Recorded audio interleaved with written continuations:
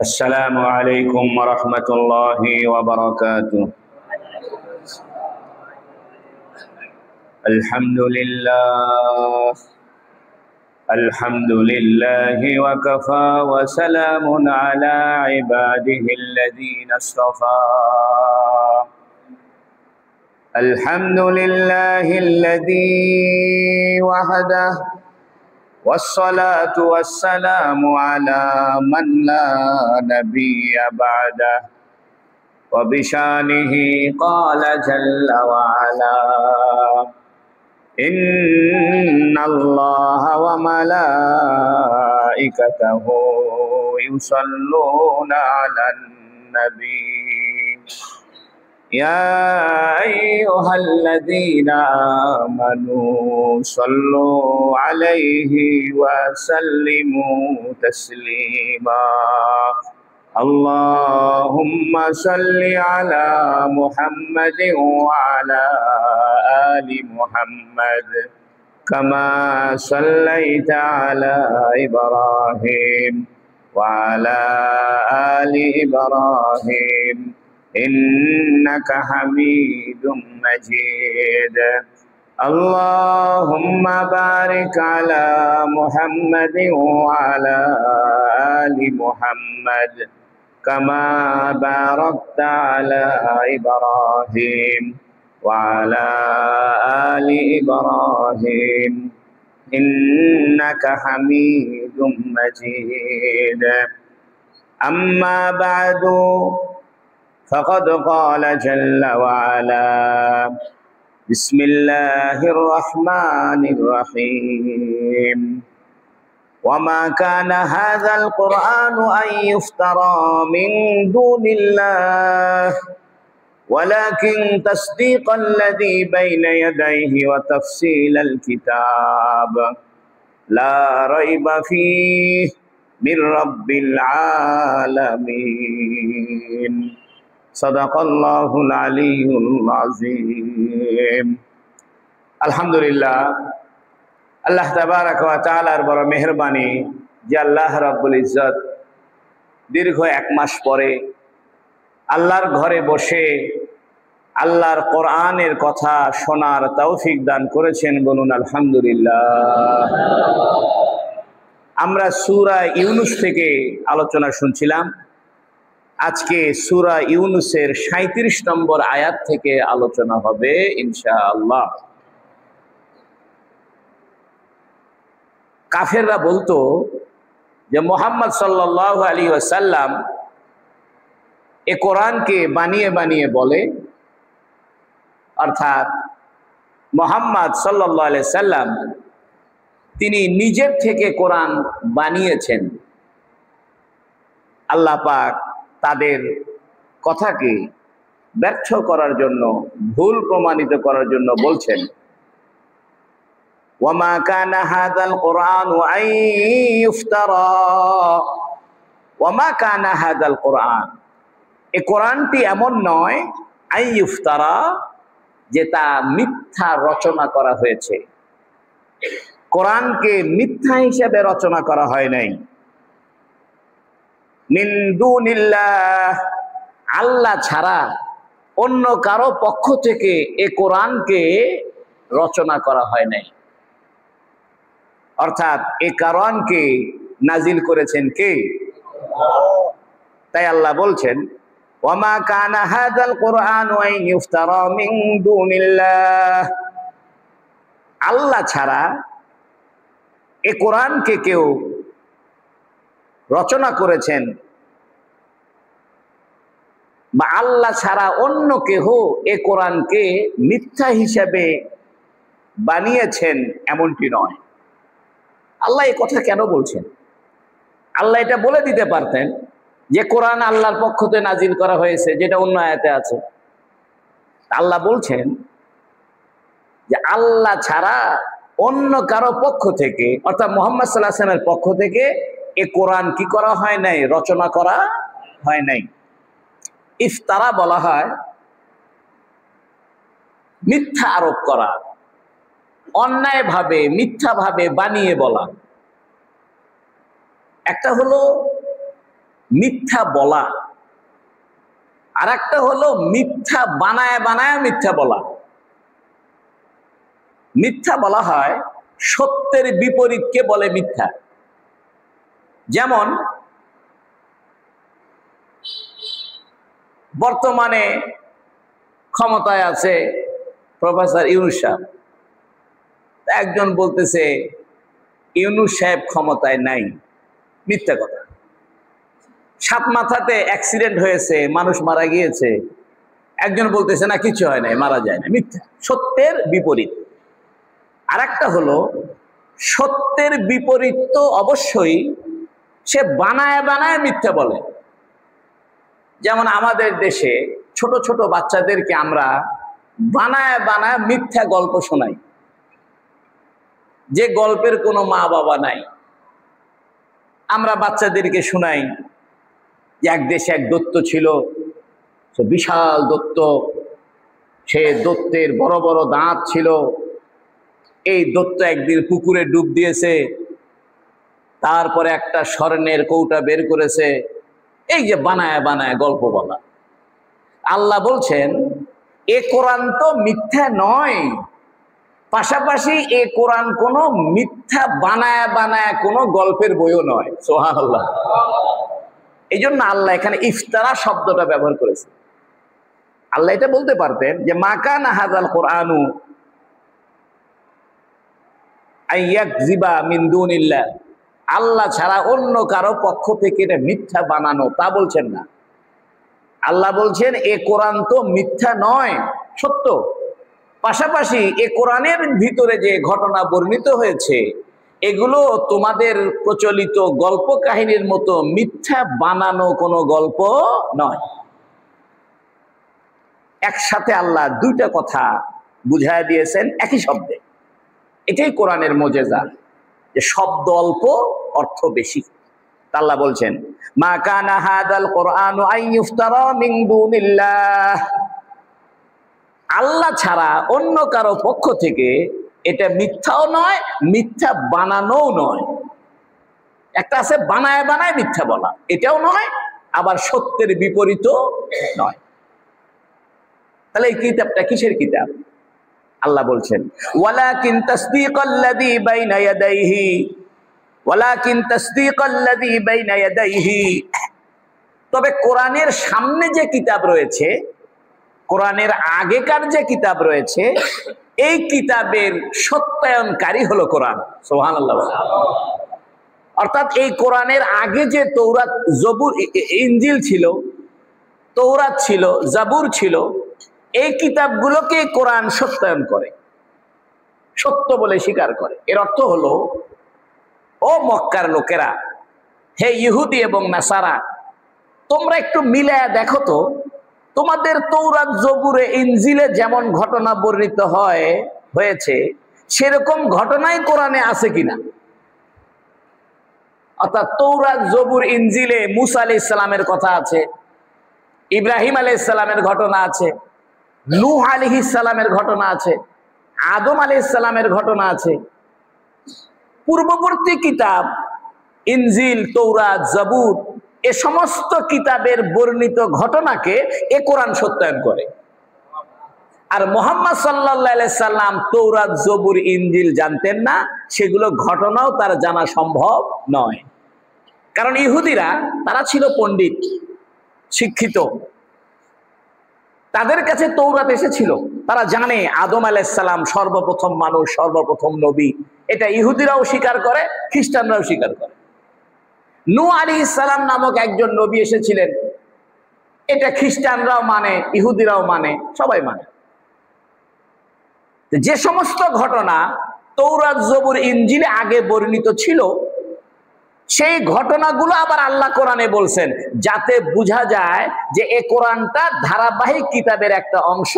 মুহাম্মদ সাল্লাল্লাহু আলাইহি ওয়াসাল্লাম এটা বানায়া বলছে না, কারণ মুহাম্মদ সাল্লাল্লাহু আলাইহি ওয়াসাল্লাম নূহ নবীর ঘটনা জানে না, আদম নবীর ঘটনা জানা, ইব্রাহিম নবীর ঘটনা জানে না।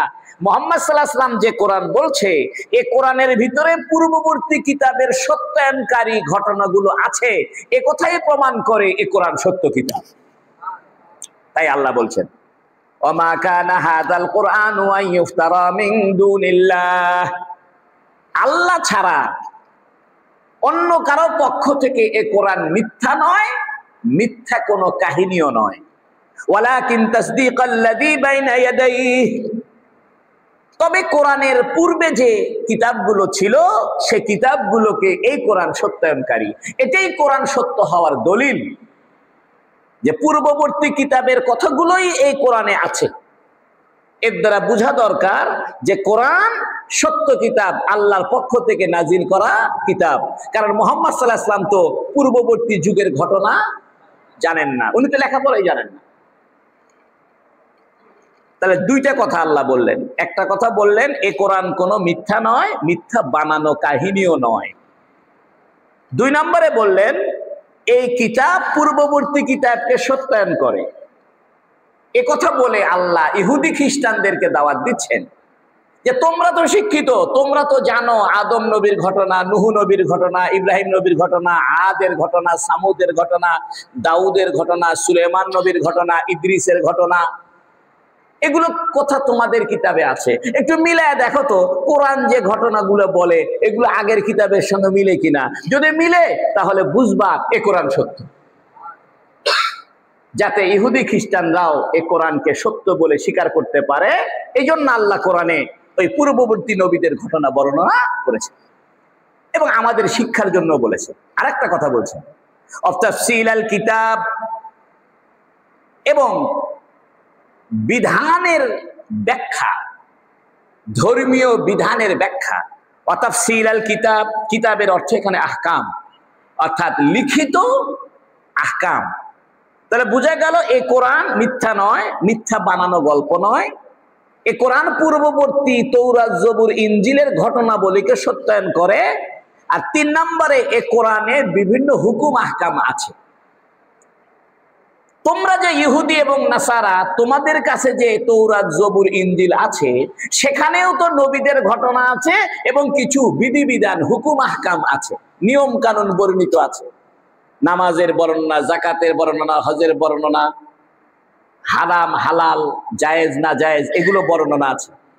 আসমানি কিতাব হওয়ার জন্য এটা একটা জরুরি বিষয় যে এই কিতাবের ভিতরে পূর্ববর্তী নবীদের ঘটনা থাকবে এবং সেখানে কিছু হুকুম আহকাম থাকবে। তাই আল্লাহ বলছেন ওয়া তাফসীল আল কিতাব, এবং পূর্ববর্তী আহকামের বা হুকুম আহকামের বিশদ ব্যাখ্যা এই কোরআন। লা রাইবা ফীহ, এই কোরআনে কোনো সন্দেহ নাই। কেন সন্দেহ নাই? পূর্ববর্তী কিতাবের ঘটনাগুলোই তো কোরআনে আছে। আবার পূর্ববর্তী কিতাবে যে হুকুম আহকাম ছিল সেগুলোর বর্ণনাও এই কিতাবে আছে। পূর্ববর্তী কিতাবে ছিল মূর্তি পূজা করিও না, মদ হারাম খাইও না, সুদ খাইও না, হত্যা করিও না, চুরি করিও না, জেনা করিও না, এগুলো কিছু হুকুম আহকাম পূর্ববর্তী কিতাবেও ছিল। শুয়োর খাইও না, মৃত জন্তু খেও না, এগুলো পূর্ববর্তী কিতাবে ছিল। তো পূর্ববর্তী কিতাবের যে হুকুম আহকাম ছিল এগুলোও এই কিতাবে বর্ণিত হয়েছে। তাই বোঝা যায় এই কিতাবে কোনো সন্দেহ নাই। তাই বলছে লা রাইবা ফীহ, এই কিতাবে কোনো সন্দেহ নাই। মির রাব্বিল আলামিন, এটা সমগ্র জগতের রব, প্রতিপালকের পক্ষ থেকে নাজিল হয়েছে। সুবহানাল্লাহ। কাফেরদের উত্তরে নবী আলাইহিস সালামকে যে কাফেররা বলে যে মুহাম্মদ সাল্লাল্লাহু আলাইহি ওয়াসাল্লাম কোরআন বানায় বানায় বলছে, এটার বিরোধিতা করে এ কথাকে ভণ্ডুল করে দেওয়ার জন্য আল্লাহ পাক বললেন যে এই কিতাব কোনো মিথ্যা নয়, কারো বানানো নয়, মুহাম্মদ এটা বানায় নাই। দুই নম্বরে পূর্ববর্তী কিতাবের সত্যায়নকারী এই কিতাব। তিন নম্বরে এই কিতাবে কিছু বিধিবিধান আছে যেগুলো আগের কিতাবের বিধানের সঙ্গে কি হয়, মিলে যায়। তাই এই কোরআনে কোনো সন্দেহ নাই। আর সে কারণেই এই কোরআন নাজিল হয়েছে কার পক্ষ থেকে? আম ইয়াকুলুনা ইফতারাহ, বরং ইয়াকুলুনা ইফতারাহ, মক্কাবাসীরা বলে মুহাম্মদ এই কোরআনকে মিথ্যা রচনা করেছে। এটা কাফেররা বলে। কুল, হে নবী বলে দেন, ফাতু বিসূরাতিম মিসলিহি, তাহলে কোরআনের একটা সূরার মতো তোমরা সূরা বানাও তো দেখি। ফাতু বিসূরাতিম মিসলিহি, তাহলে কোরআনের মতো একটা সূরা তোমরা নিয়ে আসো, বানাও। ওয়াদউ মান ইসতাতাতুম মিন দুনিল্লাহ, আল্লাহ ছাড়া সবার যাদেরকে তোমার পছন্দ হয় ডাকো। ওয়াদউ, ডাকো, মান ইসতাতাতুম, যাদেরকে তোমার সক্ষম হয়, যাদের ব্যাপারে তোমরা সক্ষম হও আল্লাহ ছাড়া, অর্থাৎ আল্লাহ ছাড়া যাদেরকে যাদেরকে ডাকতে তোমাদের পছন্দ হয়, সক্ষমতা আছে, সবাইকে ডেকে নিয়ে এসে কোরআনের সূরার মতো একটা সূরা বানাও। ইন কুনতুম সাদিকিন, যদি তোমরা সত্যবাদী হও। অর্থাৎ তোমাদের যে বক্তব্য যে মুহাম্মদ সাল্লাল্লাহু আলাইহি ওয়াসাল্লাম কোরআন এটা বানিয়ে বলে, এ ব্যাপারে তোমাদের বক্তব্য যদি সত্য হয়, তোমাদের কথা যদি সঠিক হয়, তাহলে তোমরাই কোরআনের সূরার মতো একটা সূরা বানায় আনো। পৃথিবীর ইতিহাস সাক্ষী, কোরআনের একটা সূরার মতো কোন সূরা আজও পর্যন্ত পৃথিবীর সমস্ত কবি সাহিত্যিক মিলে বানাইতে পারে না। কোরআন যে অকাট্য, কোরআন যে আল্লাহর কিতাব, এটার প্রমাণ আল্লাহ রেখেছেন কিয়ামত পর্যন্ত, যে কোরআনের মতো কোরআন কেউ বানাইতে পারবে না।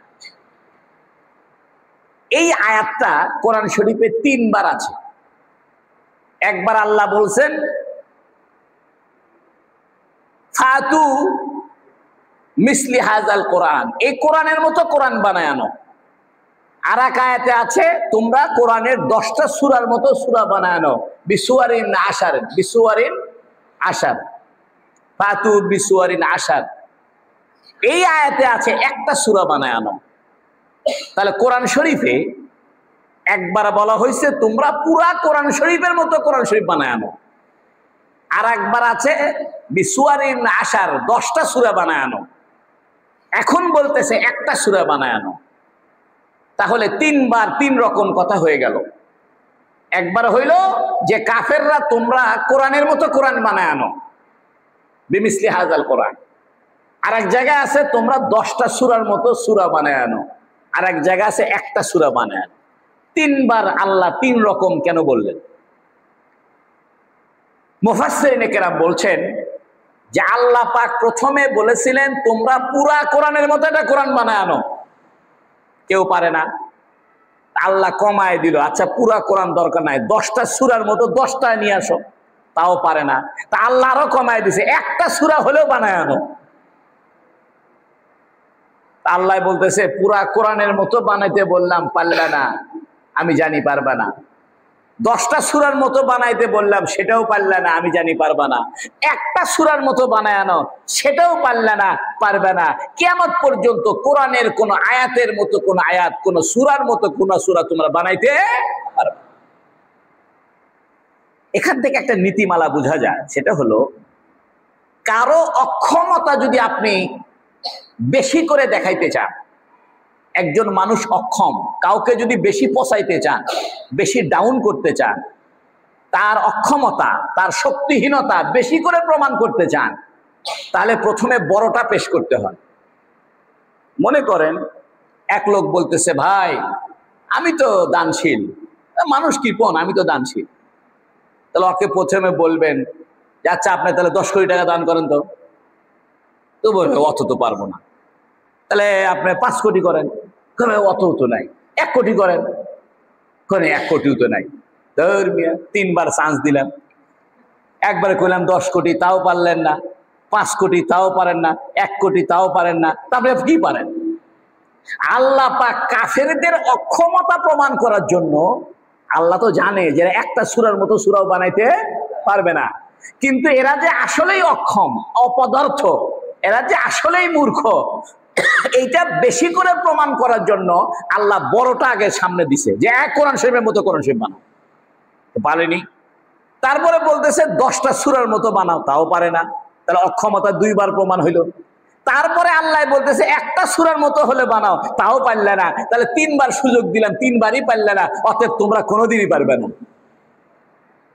এই জন্য কাফেরদের অক্ষমতাকে, সামর্থ্যহীনতাকে, অযোগ্যতাকে এবং কোরআনের ইজ্জত, কোরআনের সম্মান, কোরআনের অকাট্যতা, কোরআন যে আল্লাহর পক্ষ থেকে, এইটাকে ভালোভাবে প্রমাণ করার জন্য আল্লাহ একবার বলছে কোরআনের মতো কোরআন বানাও, পারলে না।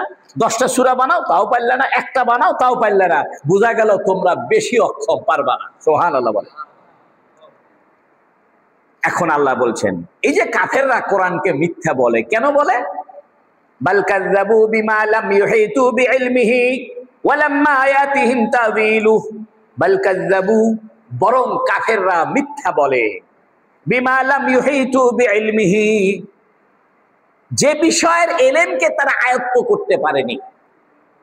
অর্থাৎ কোরআনের গভীরতা সম্পর্কে তারা আয়ত্ত করতে পারেনি, কোরআনের জ্ঞান বিজ্ঞানকে তারা আয়ত্ত করতে পারেনি। এই কারণেই তারা কোরআনকে মিথ্যা বলতেছে। অনেক সময় দেখবেন কঠিন অঙ্ক আপনি পারেন না, তাই বলে কি এটা মিথ্যা? আপনি যেটা পারবেন না সেটা কি মিথ্যা হবে না আপনার দোষ? আল্লাহ বলতেছে কাফেররা কোরআনের ইলমকে ভালো করে বুঝতেই পারেনি, কোরআন সম্পর্কে তারা চিন্তাই করেনি, কোরআনের ভিতরে তারা ভালো করে পড়েও দেখেনি, এবং কোরআনের বিষয়বস্তুকে তারা আয়ত্ত করতে পারেনি, তাদের ব্রেনের ভিতরে নিতেই পারেনি। যেহেতু নিতেই পারেনি, অতএব তারা বলতেছে এটা মিথ্যা। অর্থাৎ কাফেরদের মূল দোষ হইল তারা কোরআনটাকে ঠিক মতো পড়ে নাই, বুঝে নাই, এই জন্য মিথ্যে বলতেছে।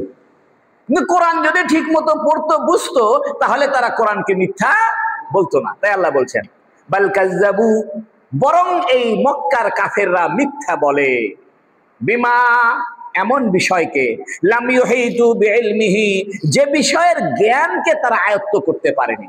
অর্থাৎ কোরআনের জ্ঞান, আল্লাহ সম্পর্কে জ্ঞান, আখিরাত সম্পর্কে জ্ঞান তারা আয়ত্ত করতে পারেনি বিধায় বলছে কোরআন মিথ্যা, আখিরাত মিথ্যা, আল্লাহ মিথ্যা। নাউজুবিল্লাহ।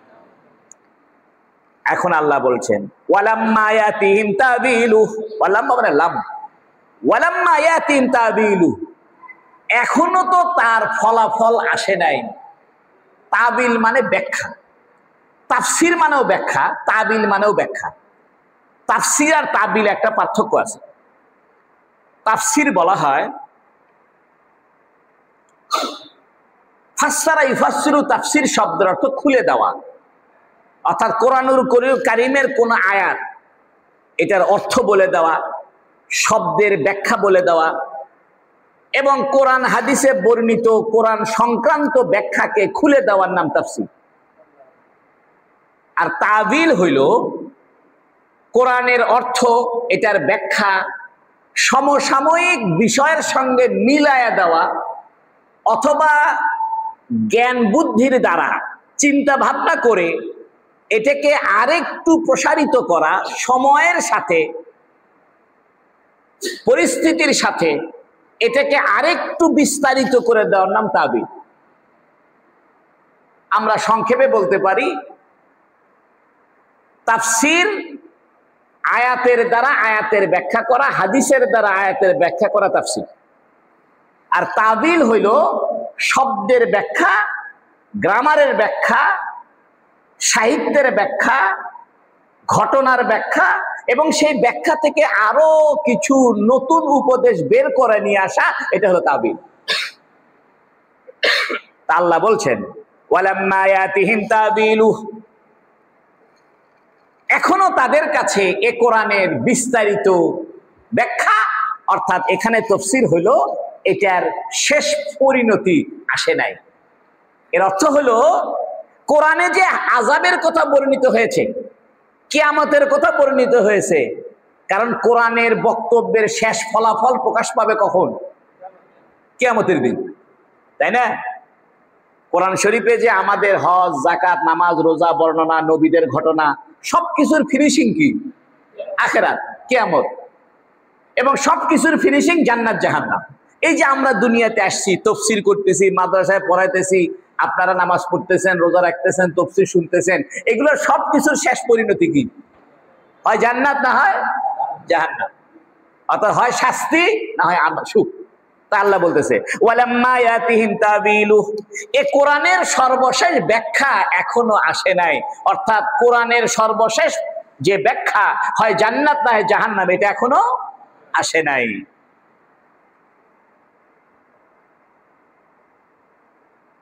অর্থাৎ যেদিন কিয়ামত কায়েম হবে, জাহান্নাম সামনে আসবে, জান্নাত আসবে, তখন কাফেররা বলবে, আরে কোরআন তো সঠিক ছিল, কোরআনে যা বর্ণনা ছিল তাই তো হইল, কোরআনে ছিল জাহান্নাম আছে, কোরআনে ছিল জান্নাত আছে, তাই তো হইল। তাই আল্লাহ বলছেন ওয়ালাম্মা আয়াতিহিম তাবিলুহ, এখনো তাদের কাছে এ কোরআনের শেষ পরিস্থিতি অথবা কোরআনে বর্ণিত শেষ আযাবের কথা এখনো আসে নাই। আল্লাহ বলছেন, হে নবী, আপনি ঘাবড়াবেন না, আপনি ব্যথিত হবেন না। এরা নতুন নয় যে আল্লাহর কোরআনকে মিথ্যা বলে, নবীদেরকে মিথ্যা বলে, এরা নতুন না, এর আগেও এরকম করছে এরা, এদের বাপদাদারা। কাযালিকা কাযযাবাল্লাযীনা মিন ক্বাবলিহিম, এদের পূর্ববর্তী জাতিরাও এরকম বহু করেছে, মিথ্যা আরোপ করেছে। অর্থাৎ এর আগেও ইব্রাহিম নবীকে মানে নাই, মুসাকে মানে নাই, ঈসাকে মানে নাই, হুদ আলাইহিস সালামকে মানে নাই, সালেহ আলাইহিস সালামকে মানে নাই। পূর্ববর্তী যুগেও বহু মানুষ নবীদেরকে মানে নাই, আখিরাত মানে নাই, আল্লাহকে মানে নাই। অতএব আপনি ঘাবড়াবেন না, এরাও ওই আগের লোকদের মতোই। কাযালিকা কাযযাবাল্লাযীনা মিন ক্বাবলিহিম, এরকম ভাবেই কাযযাবা আল্লাযীনা মিন ক্বাবলিহিম, মক্কার কাফেরদের পূর্বে যারা ছিল এরাও মিথ্যা সাব্যস্ত করেছে। অতএব আপনি ঘাবড়াবেন না, মন খারাপ করবেন না। ফানজুর কাইফা কানা আকিবাতুজ জালিমিন, ফানজুর, অপেক্ষায় থাকেন হে নবী, আপনি অপেক্ষায় থাকেন, দেখতে থাকেন। কাইফা কানা আকিবাতুজ জালিমিন, এই জালেমদের শেষ পরিণতি, শাস্তি কেমন হয়। হে নবী, আপনি দাওয়াত দেন আর অপেক্ষায় থাকেন। আপনারা দাওয়াত মানলে তো ভালো, যদি না মানে অপেক্ষায় থাকেন, দেখতে থাকেন এদের শেষ পরিণতি কি হয়, আখিরাতে এদের কি শাস্তি হয় তখন দেখবেন। অথবা নবীদের সঙ্গে নাফরমানি করার কারণে দুনিয়াতেই তাদের উপরে কি শাস্তি আসে, এটাও আপনি অপেক্ষায় থাকেন। এখন আল্লাহ বলছেন যে হে নবী, আপনি যে কোরআনের দাওয়াত দেন, আখিরাতের দাওয়াত দেন, আল্লাহর দাওয়াত দেন, এই দাওয়াত দেওয়ার পরে লোকরা দুই ভাগে বিভক্ত হয়ে যায়। কিরকম সেটা বলছেন, ওয়ামিনহুম মান ইউমিনু বিহি ওয়া মিনহুম মান লা ইউমিনু বিহি। হে নবী, আপনি যখন কোরআনের দাওয়াত দিবেন তখন মানুষ দুই ভাগে ভাগ হয়। কিরকম, ওয়ামিনহুম মান ইউমিনু বিহি, মানুষের মধ্যে কিছু মানুষ যারা এই কোরআনের প্রতি ঈমান আনে, আল্লাহর প্রতি ঈমান আনে, আখিরাতের প্রতি ঈমান আনে। ওয়ামিনহুম মান লা ইউমিনু বিহি, আর এদের মধ্যে কিছু মানুষ আছে ঈমান আনে না। আরেক ধরনের লোক আছে, এরা ঈমান তো আনেই না, আরো বিশৃঙ্খলা করে, আরো মুসলমানদের সঙ্গে ঝগড়া করে, বিরোধিতা করে, যুদ্ধ করে, নবীদের সঙ্গে কষ্ট দেয়। কাফেররা দুই রকম। প্রথমে মানুষই দুই রকম, হয় কাফের নয় মুসলমান। পুরা পৃথিবীর মানুষ দুই ভাগে বিভক্ত, হয় ইমানদার না হয় কাফের। সব কাফের আর ইমানদার। আর কাফেরদের মধ্যে আবার দুই ভাগ, এক ভাগ কাফের কিন্তু মুসলমানদেরকে কষ্ট দেয় না, মুসলমানদের ক্ষতি করে না।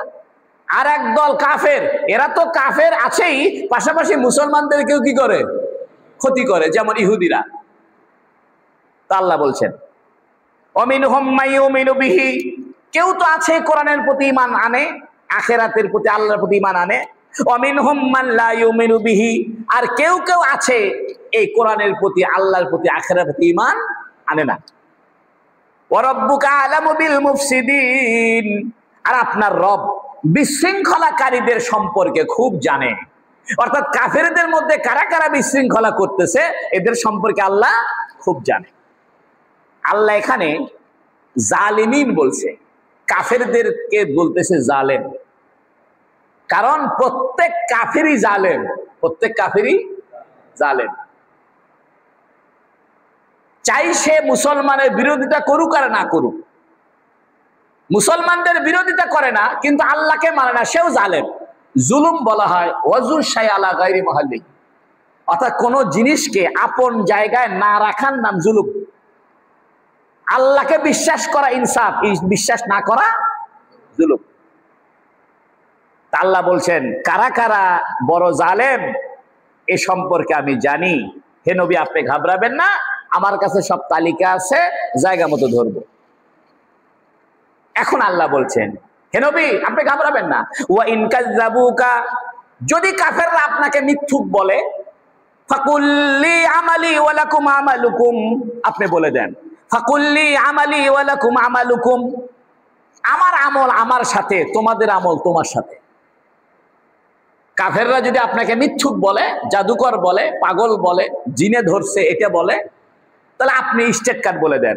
ওয়া ইন কাযযাবুকা, যদি কাফেররা আপনাকে মিথ্যুক বলে, ফাকুল, আপনি বলে দেন লি আমালি, আমার আমল আমার সাথে থাকবে, অথবা আমার আমল আমার কাছে যাবে, ওয়া লাকুম আমালুকুম, আর তোমাদের আমল তোমাদের সাথে।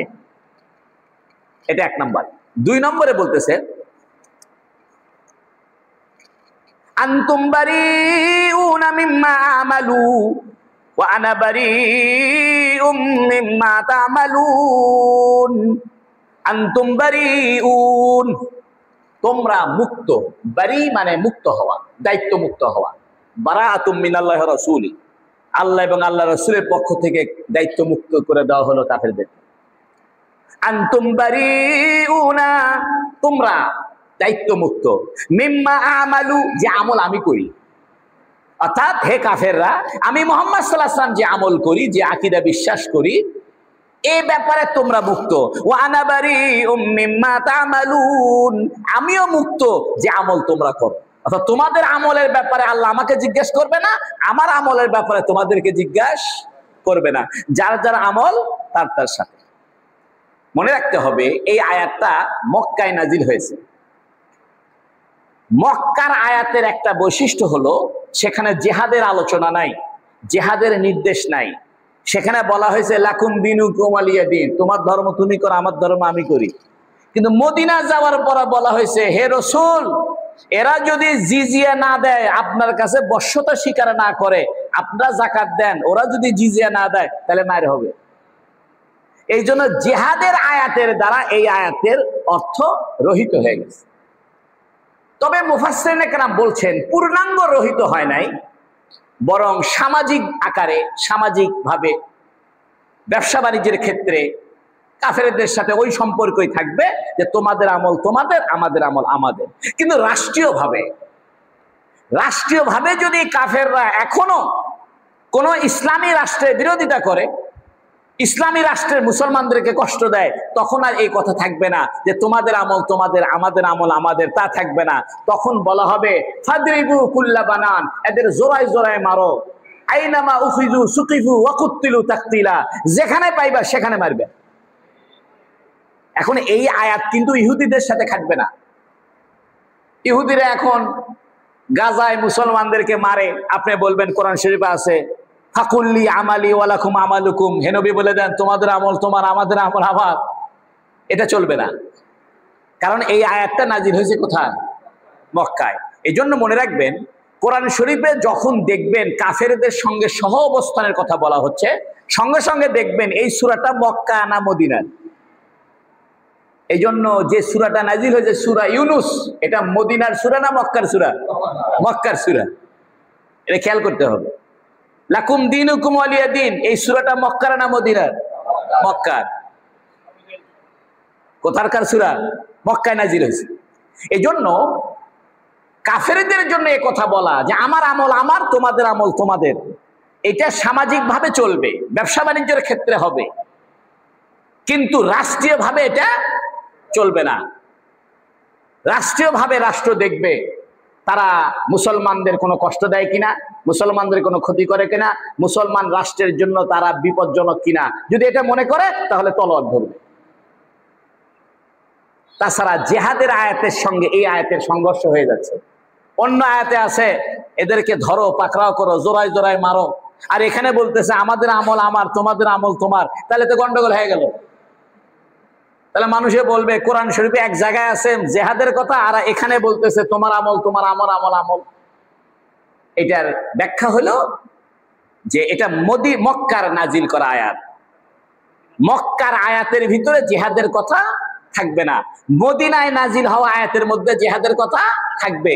এই জন্য যে সমস্ত আয়াতের মধ্যে কাফেরদের সঙ্গে সহ অবস্থানের কথা অথবা কাফেরদেরকে ছাড় দিয়ে বলা হয়েছে তোমার কাজ তুমি করো আমার কাজ আমি করি, এগুলো সব মক্কার আয়াত। জিহাদের আয়াত নাজিল হওয়ার পরে এই আয়াতের অর্থ সীমিত হয়ে গেছে। এটা পাড়ার ভিতরে বলা যাবে যে ভাই হিন্দুদের কাম হিন্দুরা করুক, আমাদের কাম আমরা করি। ব্যবসা বাণিজ্যের ক্ষেত্রে ভাই তোমার কাজ তুমি লস দিচ্ছ, তুমি যা পারো করো, আমি যা পারি করি। কিন্তু রাষ্ট্রীয়ভাবে কোন লোক ব্যবসার মধ্যে ভেজাল দিছে, রাষ্ট্র তা বলবে না যে তোমার কাম তুমি করো আমার কাম আমা করি, তা বলবে না। রাষ্ট্র বলবে এই ভেজাল দিসকে ধরো, জেলখানা তোলো। এখন অন্যায় করার জন্য যদি সবাই বলে ভাই আপনার কাম আপনি করেন আমার কাম আমি করি, তাহলে অন্যায় বন্ধ হবে? কোনোদিন অন্যায় বন্ধ হবে না। মনে করেন একজন ঘুষ খায়, তো পুলিশ আসছে, এই ভাই পুলিশ আপনার কাম আপনি করেন তো আমার কাম আমি করি, তাহলে হবে? তাহলে একটা ঘটনা মনে পড়ছে, শোন বলি। আমি 1988 সালের কথা হবে, 88, 89 এরকম, অথবা 87। আমি চট্টগ্রাম লেখাপড়া করি মেখল মাদ্রাসায়। তো ঢাকা থেকে বাসে চড়ে যাইতেছি, তখন ঢাকা থেকে চিটাং যাইতে দুইটা ফেরি পার হয় থাকতো, একটা দাউদকান্দি আর একটা হলো মেঘনা। দুইটা ফেরি পার হয়ে ঢাকা থেকে চিটাং যাওয়া লাগতো। ডাইরেক্ট বাস যাইতো কিন্তু ফেরি পার হইতো। এবং কুমিল্লা ওই অঞ্চলটাতে ডাকাত ধরতো রাতের বেলা। তো আমি যে বাসে উঠছি ওই বাসে ডাকাত উঠছি। ওইটা ডাকাতেরা ড্রাইভারকে তুলে দিয়ে ওই ড্রাইভারের সিটে ডাকাত বসে পড়ছে। বসে ড্রাইভারকে পিছনের সিটে দড়ি দিয়ে বাঁধছে। আর এরা 3-4 জন টর্চ লাইট নিয়ে ডাকাতি করতেছে। যে পিছন থেকে গাড়ি আসে তো গাড়ির ভিতরে আলো হয়, বা সামনে থেকে গাড়ি আসলে গাড়ির ভিতর কি হয়? আলো হয়। এরা সব নিজ দিক হয়। এরা সবাই ক্যারে করে নিচ্ছে। আমার কাছে তখন সিকো 5 ঘড়ি ছিল, মনে আছে না আপনাদের? সিকো 5 ঘড়ি, হ্যাঁ সিকো সিকো না ক্যাসিনো ক্যাসিনো ক্যাসিও ক্যাসিও ঘড়ি, মনে আছে না আপনাদের? হ্যাঁ, ওই যে আপনার এই সিলভার কালারের ডিজিটাল ডিজিটাল, হ্যাঁ ওই যে আপনার ক্যাসিনো ক্যাসিও নতুন বাইরে হয়েছে, টিক টিক টিক টিক করে ওই লেখা খালি ভাসে ওঠে ভাসে ওঠে, খুব শখের ঘড়ি। আর আমার আব্বায় 1250 টাকা দিছে মাসের খরচ। ওই যে সিটাং পড়াশোনা করি 2 মাসের খরচ দিছে। এখন যখন ডাকাতি শুরু হয়েছে তা আমি ঘড়িটা খুলে 2 সিটের মাঝখানে লুকায় রাখছি। আর টাকা যেটা ছিল 700-800 টাকা, তখন ওই বাসের পিছনে ওই সিগারেট খাইয়া ছাই ফেলানোর জন্য একটা করে গোল গোল অ্যাস্ট্রে থাকতো, দেখছেন আপনারা? প্রত্যেকটা বাসের সিটের পিছনে কি থাকতো? সিগারেটের ছাই ফেলার জন্য গোল গোল বক্স থাকতো, অ্যাস্ট্রে। আমি ওর মধ্যে 700-800 টাকা ঢুকায় অ্যাস্ট্রেটা পুকুর করে রাখছি, যাতে মানুষ মনে করে এর মধ্যে কিছু নাই। কিছু টাকা বাইরে রাখছি যাতে ডাকাত এসে যদি 1 টাকাও না দিয়ে আবার মারবে। ডাকাত এসে ধরছে, 200-400 টাকা দিয়ে দিছে, আর বাকি টাকা ওইভাবে লুকায় রাখছে। ঘড়িটাও লুকায় রাখছে। একটু পরে ডাকাতের সর্দার সে এসে বলতেছে, হুজুর আপনি কি করেন? আপনার থেকে কিছু নিছে? আমি বললাম আমি মাদ্রাসায় পড়ি। তো ডাকাতের সর্দার বলতেছে, আমি আবার দরুদ শরীফ পড়তেছিলাম। দরুদের বরকত আছে কিন্তু। এই দরুদের বরকতে ডাকাতের সর্দার বলতেছে, এই হুজুরের থেকে যা নিছে সব দিয়ে দে। এখন ডাকাতেরা করছে ওই কাপড়ের ভিতরে অনেক টাকা, সবগুলো টাকা আনছে। হুজুর আপনি যা লাগে 2 হাত দিয়ে তুলে নেন। তা আমি কইলাম না, এটা আমি নিব না। আমার 700 না 800 টাকা নিছেন, ওটা দেন। আমি যদি ওই গামছার ভিতর থেকে বেশি করে টাকা তুলে নিই কিছু বলবে না, আর আমাকে বলতেইছে এখান থেকে তুলে নেন। আমি বললাম না, অত টাকা নিব না, আমার টাকাটা আমারে দেন। তো ফিরাই দিস। ফিরাই দেওয়ার পর আমার একটু সাহস বাড়ছে। তো ডাকাতের সর্দারকে আমি বলতেছি, ভাই এগুলো কাজ না করলে হয় না, দুনিয়ার মানুষ ব্যবসা বাণিজ্য করে, চাকরি করে, আপনারাও এই কাজ করে, এগুলো করে কি ভালো? তো ডাকাত আমাকে বলতেছে, হুজুর আপনার কাম আপনি করেন, আমাদের কাম আমি করি। কুল্লি আমালি ওয়ালাকুম আমালুকুম। ডাকাতে বলতেছে যে হুজুর আপনার কাম আপনি করেন, আল্লাহ আল্লাহ করেন, আমাদের কাম আমরা করি। তো এইটা কি রাষ্ট্র মানবে? আমি না মেনে নিছি। ঠিক কাফেরদের সঙ্গে এই কথা বলা যে ও কাফেররা তোমাদের কাম তোমরা করো, আমাদের কাম আমরা করি, এটা ব্যক্তি পর্যায়ে, রাষ্ট্রীয় পর্যায়ে নয়। এই জন্য জিহাদের আয়াতগুলো এটা ব্যক্তির সাথে না রাষ্ট্রের সাথে? ব্যক্তিগতভাবে জিহাদ করা যাবে? আপনি ব্যক্তিগতভাবে 2টা বোম মারে দিলেন আদালতে, 3টা বোম মারে দিলেন, একটা নাস্তিককে ধরে চাকু মারে দিলেন, এটা জিহাদ হবে না, এটা সন্ত্রাস হবে। জিহাদের দায়িত্ব কার? রাষ্ট্রের। এবং নাস্তিক মুরতাদ এদের শাস্তি দেওয়ার দায়িত্ব কার? রাষ্ট্রের। মৃত্যুদণ্ড দেওয়ার দায়িত্ব কার? রাষ্ট্রের। একজন একজনকে খুন করছে, আপনি তাকে খুন করে ফেলবেন? না, পারবেন না। যদি আপনি খুন করেন, রাষ্ট্র আপনাকে দোষী বানাবে, যে তুমি মারছো, আইন হাতে তুলে নিছে কেন? এই জন্য খুনির বিচার কি জনগণ করবে না রাষ্ট্র করবে? এই জন্য কাফেরদের সাথে আমাদের সহ অবস্থান থাকবে ব্যক্তি পর্যায়ে, সামাজিক পর্যায়ে, ব্যবসায়িক পর্যায়ে, কিন্তু রাষ্ট্রীয় পর্যায়ে কাফেরদের সাথে আমাদের ওই সম্পর্ক থাকবে না। যদি কাফেররা আমাদের সঙ্গে বিরোধিতা করে, মুসলমানদের ক্ষতি করে, মুসলমান রাষ্ট্রের ক্ষতি করে, অথবা কাফের রাষ্ট্রে মুসলমানদেরকে কষ্ট দেয়। এই যে ভারতে মসজিদ ভেঙে দিল, বাবরি মসজিদ, মুসলমানদেরকে বাইর করে দিচ্ছে, মুসলমানদের ক্ষতি করতেছে। এটা পার্শ্ববর্তী রাষ্ট্রের দায়িত্ব হলো ভারতকে আক্রমণ করা, যে কেন এই কাজ করতেছ, আমাদের মুসলমানদেরকে কেন কষ্ট দিচ্ছ? আনতুম বারিউনা মিম্মা আমালু আনা বারিউম মিম্মা তা'মালুন। আমি যে আমল করি এ ব্যাপারে তোমরা দায়িত্ব মুক্ত, তোমাদেরকে জিজ্ঞেস করা হবে না। ওয়া আনা বারিউম মিম্মা তা'মালুন, আর তোমরা যে আমল করো এ ব্যাপারে আমাকে জিজ্ঞেস করা হবে না। এখান থেকে একটা নীতিমালা বোঝা গেল, সেটা হলো ব্যক্তিগত পর্যায়ে কারোর সঙ্গে ঝগড়ায় যাওয়ার দরকার নাই। কেউ যদি ঝগড়া করে, সে ঘুষ খায়, ভেজালে কম দেয়, আপনি তাকে বললেন যে ভাই ভেজাল দিও না, সে উল্টা আপনার উপর খেপে আসছে, এই আমি ভেজাল দিই, তোমার কি মিয়া, আমি ঘুষ খাই, তোমার কি? তখন তাকে বলে দেয় তোমার কাম তুমি করো, আমার কাম আমি করি। কিন্তু পুলিশের কাছে যদি বলে আপনার কাম আপনি করেন, আমার কাম আমি করি, হবে? পুলিশ বলবে না, আমার দায়িত্ব হলো এগুলা। ওয়ামিনহুম মাইয়াসতামিউনা ইলাইক। এখন কাফেরদের অবস্থা আল্লাহ বর্ণনা করতেছে। এই যখন কোরআন নাজির হয়, মুহাম্মদ সাল্লাল্লাহু আলাইহি ওয়াসাল্লাম যখন কোরআন শোনায় মসজিদে নববীতে, কাফেরদেরকে যখন কোরআন শরীফ শোনায়, তখন কাফেরদের অবস্থা কেমন হয় এই অবস্থাটা বলতেছে। ওয়ামিনহুম মাইয়াসতামিউনা ইলাইক। কাফেরদের মধ্যে কেহ কেউ আছে আপনার দিকে কান লাগায় শোনে, এইভাবে শোনে, এমন ভাবে বসে আছে মনে হয় কি করতেছে, খুব মনোযোগ দিয়ে শুনতেছে। আফা আনতা তুসমিউ সুম্মা, আপনি কি ঠসাকে শোনাইতে পারবেন? সুবহানাল্লাহ। কাকে শোনাইতে পারবেন? ঠসাকে কি শোনাইতে পারবেন? ঠসা কিন্তু কান আছে কিন্তু শোনে। এই কাফেরদের কান আছে কিন্তু শোনে না। এর মানে হলো বাহিরের কান দিয়ে শোনে, অন্তরের কান দিয়া শোনে না। বুঝা গেল বাহিরের কান দিয়ে শুনলে হেদায়েত হবে না, অন্তরের কান দিয়ে শুনলে হেদায়েত হবে। তাই আল্লাহ বলতেছে ওয়ামিনহুম মাইয়াসতামিউনা ইলাইক। কাফেরদের মধ্যে কেহ কেউ আছে এরা আপনার দিকে কান খাড়া করে থাকে। আল্লাহ তো বলতে পারতেন অথচ তারা শোনে না, তা না বলে বলতেছে আপনি কি ঠসাকে শোনাইতে পারবেন? এর মানে হলো এরা কি, এটাই কোরআনের অলংকার। আমরা হলে বলতাম এরা কান খাড়া করে থাকে কিন্তু মনোযোগ দিয়ে শোনে না। আল্লাহ বলতে এরা কান করে খাড়া করে থাকে, আপনি কি ঠসাকে শোনাইতে পারবেন? মাঝখান থেকে অর্থ আদায় হয়ে গেছে, এরা শোনে না। বুঝা গেল কোরআন হাদিসের বক্তব্য কানে শুনবেন না অন্তরে শুনবেন? এখন আমাদের ওয়াজ মাহফিল গুলো আমরা অন্তরে শুনি না কানে শুনি? যে বক্তার কণ্ঠ ভালো, নাচাইতে পারে, হাসাইতে পারে, কান্দাইতে পারে, হই হুল্লোড় করতে পারে, নারায়ে তাকবীর স্লোগান লাগাইতে পারে, এই বক্তা আমাদের খুব দাম। অর্থাৎ কানের সুখ পাওয়ার জন্য আমরা শুনতেছি। গান যেমন মানুষ কানের সুখ পাওয়ার জন্য শোনে, এখন ওয়াজ মাহফিলে শুনতেছে কিসের সুখের জন্য? কানের সুখের জন্য। আল্লাহ কোথায় নবী এরা কানের সুখ পাওয়ার জন্য শোনে, কারণ কোরআনের ছন্দ, কোরআনের বাক্য, কোরআনের ডিজাইন শুনতে ভালো লাগে, এই শোনে, কিন্তু অন্তরে মানার নিয়তে শোনে না। তাই আল্লাহ বলতেছে ওয়ামিনহুম মাইয়াসতামিউনা ইলাইক। দেখবেন অনেকে আছে কোরআন শরীফ তেলাওয়াত ক্যাসেটে শোনে, মোবাইলে শোনে, নামাজ পড়ে না, আছে না? এর মানে ওই কোন কান দিয়ে শুনলো? কি কান দিয়ে শুনছে?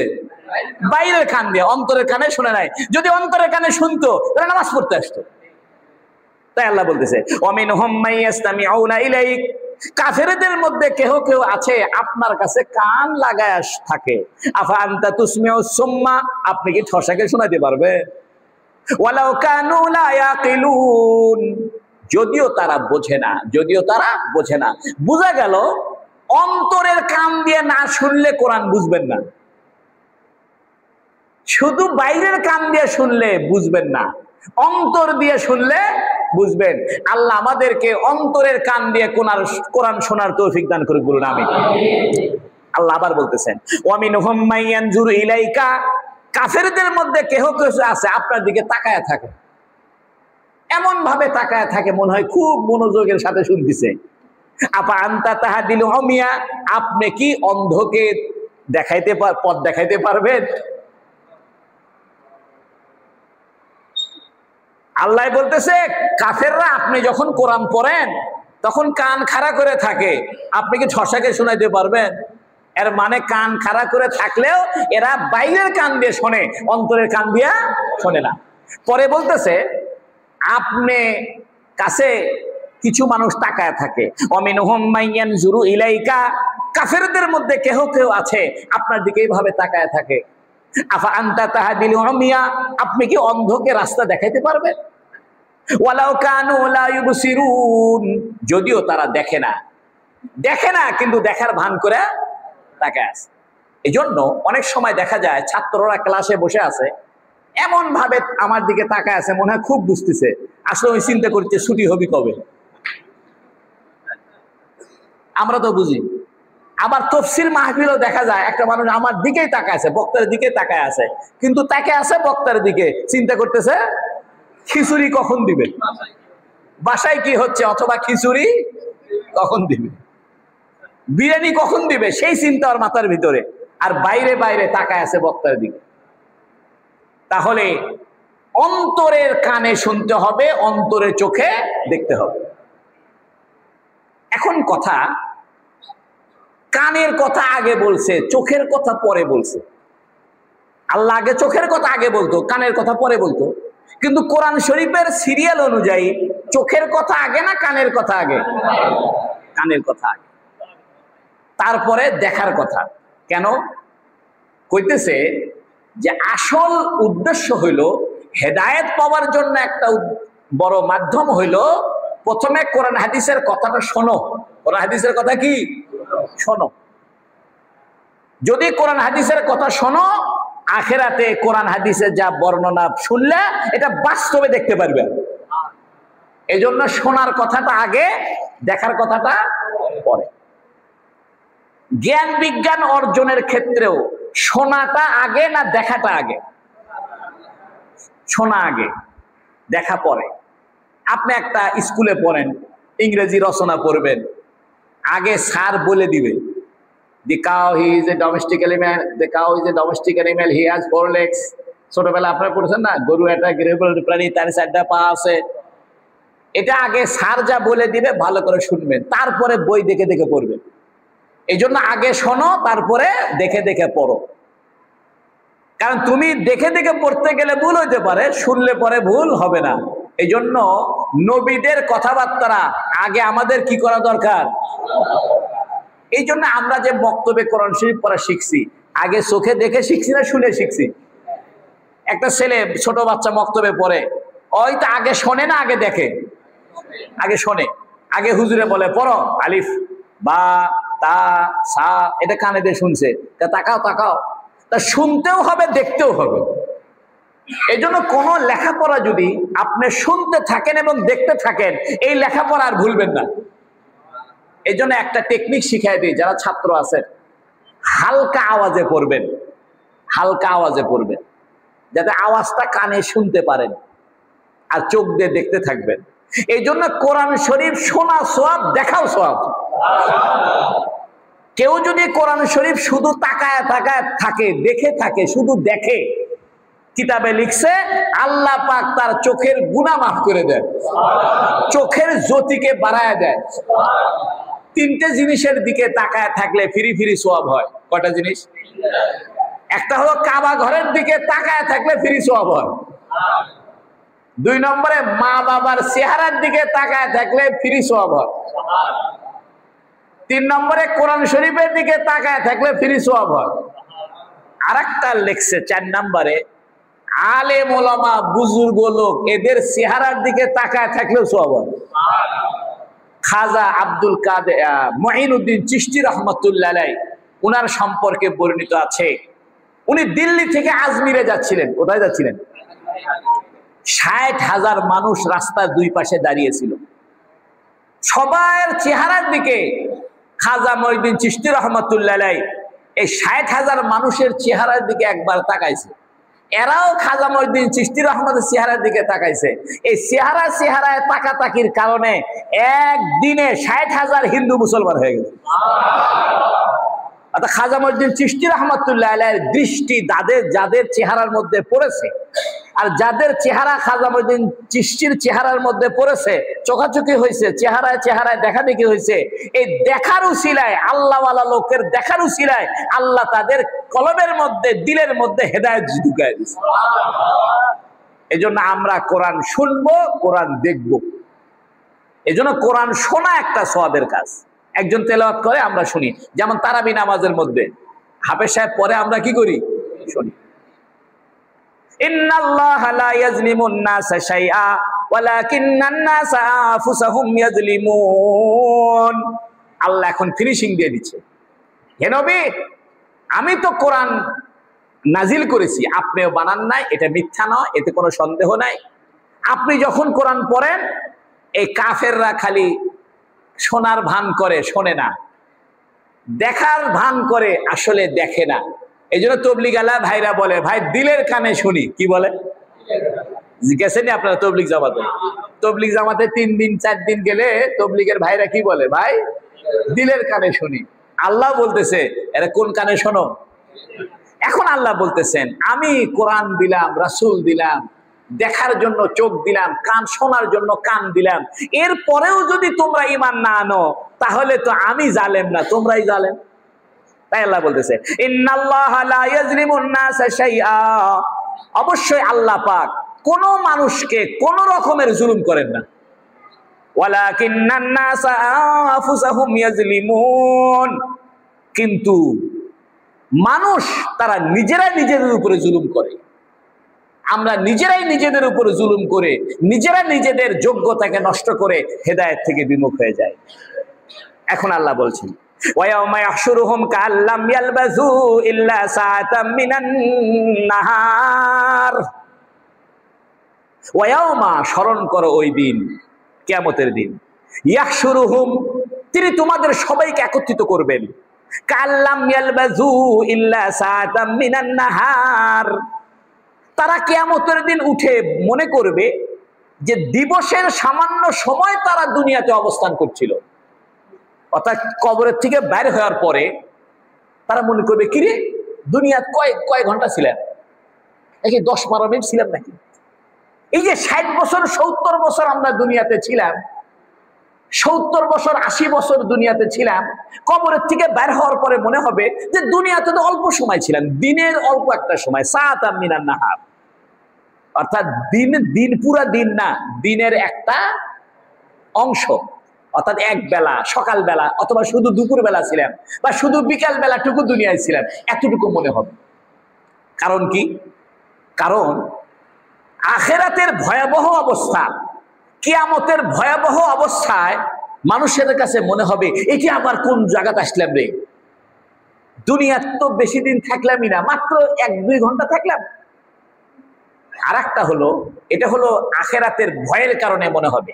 আর একটা হলো আখিরাতের যে বিশাল সময়, আখিরাতের শুরু আছে শেষ নাই, তখন মনে হবে কিরে দুনিয়া তো কয়েক সেকেন্ড মাত্র, দুনিয়া তো কয়েক সেকেন্ড মাত্র। তাই বলতেছে, ওয়ায়াউমা ইয়াহশুরুহুম, যেদিন আল্লাহ তাদেরকে একত্রিত করবেন, কাল্লাম ইয়ালবাসু ইল্লা সাআতাম মিনান নাহার, তারা মনে করবে যে দিবসের সামান্য সময় তারা অবস্থান করেছিল। ইয়াতাআরাফুনা বাইনাহুম, তারা পরস্পরকে চিনতে পারবে। সব মনে হবে, কবর চিকুনে মনে হবে, বিয়ে করছিলাম, ছলপল হয়েছিল, মা ছিল, বাপ ছিল, কেন তাই তো এগুলো এত অল্প সময় হয়ে গেল। বাস্তবে দেখুন তো, আমাদের যাদের বয়স হয়েছে 50, 55, 60 বছর হয়েছে, মনে হয় না যে জীবনটা ফুস করে চলে গেল? তাই মনে হচ্ছে না? মনে হয় না যে সেদিনই প্রাইমারি স্কুলে ভর্তি হয়েছিলাম, তারপরে হাই স্কুলে গেলাম, কলেজে গেলাম, তারপরে বিয়ে করলাম, সেই দিনই সোল হলো, সেই সোল আবার বিয়ে দিলাম, সেই সোলের আবার সোল হয়ে গেল। কিন্তু যে স্বপ্নের মতো মনে হয়, নাটকের মতো মনে হয়, ঠিক না? মনে হয় এগুলো কি হয়ে গেল। তো কবরের থেকে উঠে মানুষের মনে হবে যে সামান্য সময় দুনিয়াতে ছিলাম। ইয়াতাআরাফুনা বাইনাহুম, তারা পরস্পর সবাইকে চিনবে। কদ খাসিরাল্লাযীনা কাযযাবু বিলিকাইল্লাহ, কদ খাসিরা, ক্ষতিগ্রস্ত হয়েছে, অবশ্যই ক্ষতিগ্রস্ত হয়েছে। আল্লাযীনা কাযযাবু লিকাইল্লাহ, যারা আল্লাহর সাক্ষাৎকে মিথ্যা বলেছিল। দুনিয়াতে যারা বলেছিল আল্লাহর সঙ্গে সাক্ষাৎ করতে হবে না, তারা ক্ষতিগ্রস্ত হলো। ওয়া মা কানু মুহতাদিন, এরা হেদায়েত প্রাপ্ত ছিল না। এখানে একটা কথা শুনেন, কোরআন শরীফে অন্য একটা আয়াত আছে যে ইয়াউমা ইয়াফিরুল মারউ মিন আখিহি ওয়া উম্মিহি ওয়া আবিহি, সেদিন ভাই ভাইকে চিনবে না, পিতা পুত্রকে চিনবে না। শুনছেন না আপনারা? এই আয়াতের মধ্যে বলতেছে যে আরাফুনা বাইনাহুম, তারা পরস্পরকে চিনবে। অথচ কোরআন শরীফে অন্য আয়াতে আছে কেউ কাউকে চিনবে না। তাহলে দুইটা আয়াতের মধ্যে কি হয়ে গেল? সংঘর্ষ হয়ে গেল। এই সংঘর্ষের জবাব হলো আল্লামা ইমাম রাজি ওনারা দিয়েছেন, সেটা হলো কবরের থেকে উঠার পর পর সবাইকে চিনবে এবং সব কথা মনে হবে। এমনকি যারা দুনিয়াতে মারা যাচ্ছে, কবরে রেখে আসতেছে, কবরে রেখে চলে আসার পর পরই তো আল্লাহ আবার রুহু ফিরাই দিচ্ছে, ফিরাই দিয়ে সওয়াল জবাব আরম্ভ হবে। তখন তার মনে হবে, কেরে আমার না বাড়ি ছিল, আমার না বউ ছিল, আমার না ছেলে মেয়ে ছিল, এরা কোথায়? পরে মনে, ওহো আমি তো নতুন জগতে চলে আসছি। ঠিক কিয়ামতের দিন হাসরের ময়দানে কবরের থেকে উঠার পরে প্রথম কিছু সময় তারা সবকিছু বুঝতে পারবে, চিনতে পারবে। যখন ভয়াবহতা বাড়বে, পাহাড় ভেঙে যাচ্ছে, চন্দ্র খসে পড়তেছে, সাগরে আগুন ধরে গেছে, আসমান ঝরঝর করে ভেঙে পড়তেছে, গরম গরম আওয়াজ হচ্ছে, বড় বড় পাহাড় তুলার মতো ধুলার মতো উড়ে যাচ্ছে। এই দৃশ্য দেখে ভয়েতে দুনিয়ার যা সম্পর্ক ছিল স্বামী স্ত্রী, এগুলা সব ভুলে যাবে। তাহলে বলেন, মৃত্যুর পরে কিয়ামতের ময়দানে, হাসরের ময়দানে, কবরের থেকে বের হওয়ার পরে সবাই সবাইকে চিনবে, এই অবস্থা কি চলমান থাকবে না কিছু সময়ের জন্য? কিছু সময়ের জন্য। যখন কিয়ামতের ভয়াবহতা প্রকাশ পাবে, পাহাড় ভেঙে যাচ্ছে, সাগরের পানি আগুন ধরে গেছে, চন্দ্র সূর্য খসে পড়তেছে, আসমান কড়মড় করে ভেঙে যাচ্ছে, বিকট আওয়াজ হচ্ছে, এই ভয়েতে নিজের বউ কোনটা, বেটা কোনটা, বেটি কোনটা, বিয়ে করছিলাম, দোকান ছিল, বিল্ডিং ছিল, কিচ্ছু মনে থাকবে না। এই জন্য ওই আয়াতের সাথে এই আয়াতের কি নাই? কোনো দ্বন্দ্ব নাই। কারণ এই আয়াতটা হলো কবরের থেকে বের হওয়ার পর পর কিছু সময়ের জন্য। এই জন্য কিতাবে আছে যে 3 বার সিংহায় ফু দেওয়া হবে। প্রথমবারে ফু দিলে সব মরে যাবে, যারা বেঁচে ছিল ওই ফুতে সব মরে যাবে। দ্বিতীয়বারে ফু দিলে কবরের থেকে সব বাইর হবে। তৃতীয়বারে ফু দিলে সবাই দৌড়ান শুরু করবে হাসরের ময়দানের দিকে। এই যে তৃতীয়বারে যে ফু দিবে, ওই ফু দেওয়ার আগ পর্যন্ত সবাই সবাইকে চিনবে।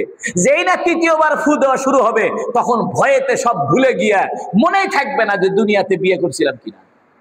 এই জন্য কিয়ামতের দিন আল্লাহ অন্য আয়াতে বলেছেন, ইয়াউমা ইয়াফিরুল মারউ মিন আখিহি ওয়া উম্মিহি ওয়া আবি, স্মরণ করো যেদিন তার ভাই ভাইকে দেখে পলায় যাবে, স্ত্রী স্বামীকে দেখে পলায় যাবে, সন্তান বাপকে দেখে পলায় যাবে। বলবে আমাকে একটা সওয়াব দেন, বলবে দুনিয়াতে আমার কোনো বেটাই ছিল না, কিসের সওয়াব? বন্ধুরা আমার, আল্লাহ রাব্বুল আলামিন আমাদের সবাইকে কোরআনের কথা বুঝে আখেরাতে আল্লাহর সঙ্গে সাক্ষাৎ করতে হবে এ কথা অন্তরে স্মরণ রেখে জিকির করা, ঈমানের উপরে থাকা, আল্লাহর কাছে দোয়া মোনাজাত করার তৌফিক দান করুক, বলুন আমিন। 45 নম্বর আয়াত পর্যন্ত আজকে হলো, আজকে এতটুকু থাক। আল্লাহ রাব্বুল আলামিন আমাদেরকে এই কোরআনের সত্যতা বুঝে কোরআনের উপরে আমলের তৌফিক দান করুক, বলুন আমিন। সবাই একটু দরুদ শরীফ পড়েন, আল্লাহুম্মা সাল্লি আলা মুহাম্মাদিন ওয়া আলা আলি মুহাম্মাদ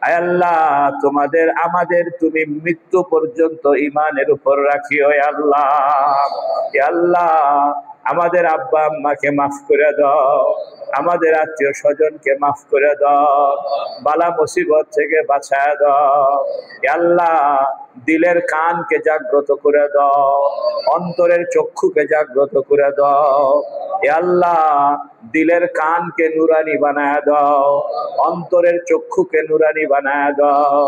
ইয়া আল্লাহ কোরআনের উসিলায় মাফ করে দাও, কোরআনের উসিলায় মাফ করে দাও।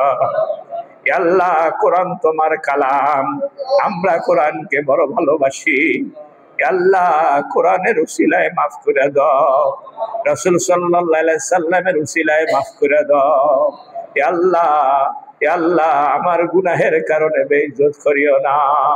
ইয়া আল্লাহ অন্তরের প্রশান্তি দান করো, অন্তরে আরাম আর শান্তি দান করো। ইয়া আল্লাহ সমস্ত বালা মুসিবত থেকে হেফাজত করো, সমস্ত জরুরত গায়েবের খাজানা থেকে পূর্ণ করো।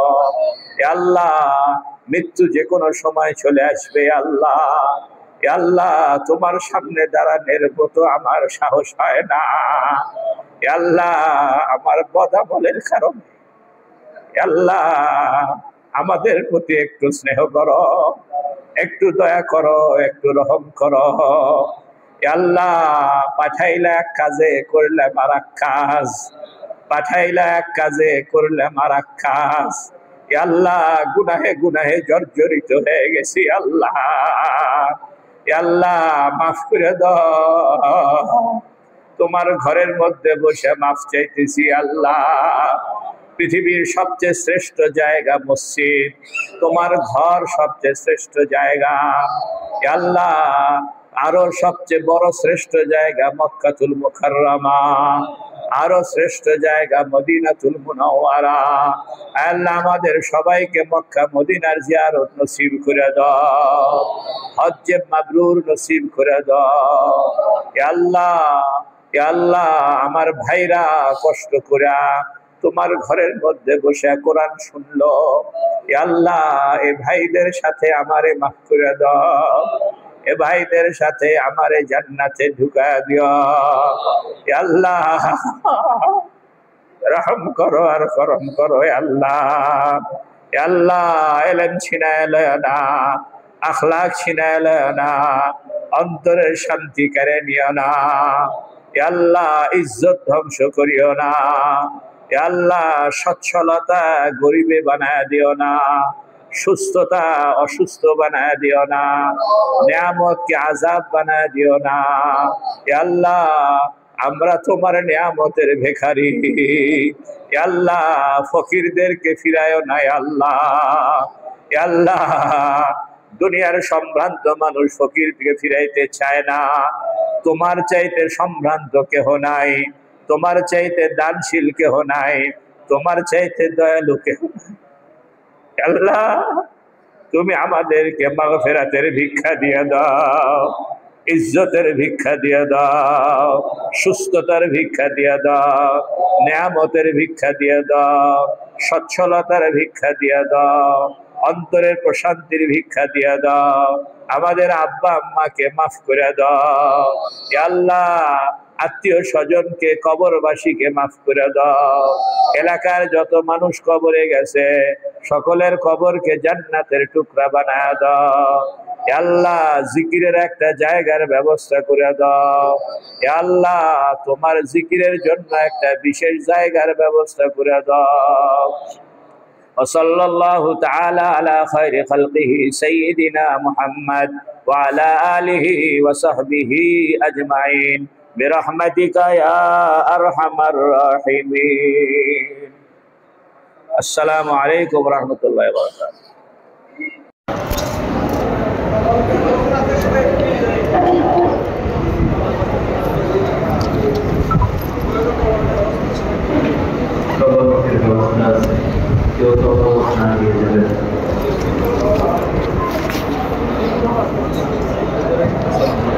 সবাই একটু সুশৃঙ্খলভাবে আস্তে আস্তে সবাই সবাই এটা ক্যাম্পের পাস বিল ইয়ে বলে হুজুরের ইউটিউব চ্যানেল আছে ওখানে পাবেন।